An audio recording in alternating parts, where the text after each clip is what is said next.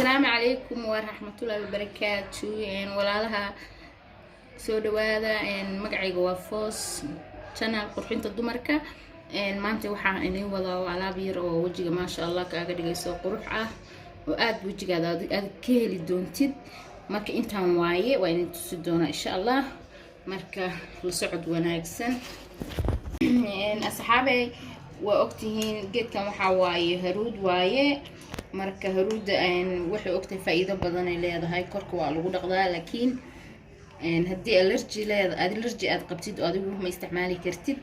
marka qofka allergy lahayn ba marsan kara ama isticmaali kara ama qofka allergy qaba ma isticmaali karo laakiin sida kale faa'iidadeedu ma sha Allah waaye anaga hadda waxaan ku darsanayaa isku badinayo wax yar wajiga raba inaad samaysto hal qaado mi fahantay marka faa'iido wanaagsan oo wallahi aad u fiican tahay geedan ana isticmaala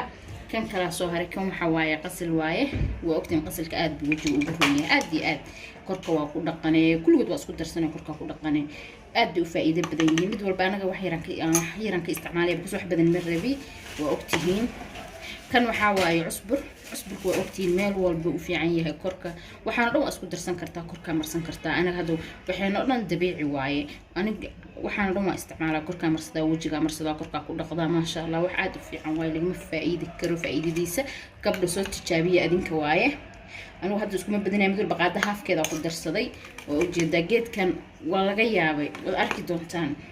kan waxa waaye xulbad waa ogtiin aad faa'iidadeeda aad bay u fiican tahay wajiga waa marsanayaan ku dhahay meesha 20 jirka aad wuxuu ka dhigayaa 15 jir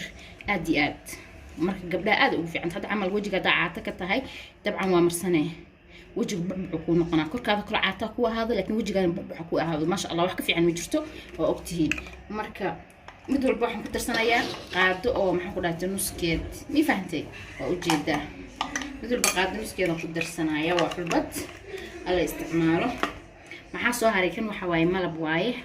qofka aan malab u oolin malab soo gato malabka aad u fiican yahay oo ogtiin daawadiisa waad cabaysaa cuntaad ku darsanaysaa haddana korka marsanaysaa mujeedido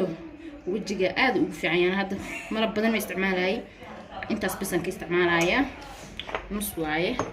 wax walba qaada nuskeedan ka isticmaalay malabka ogtiin daawo soo raali ahaada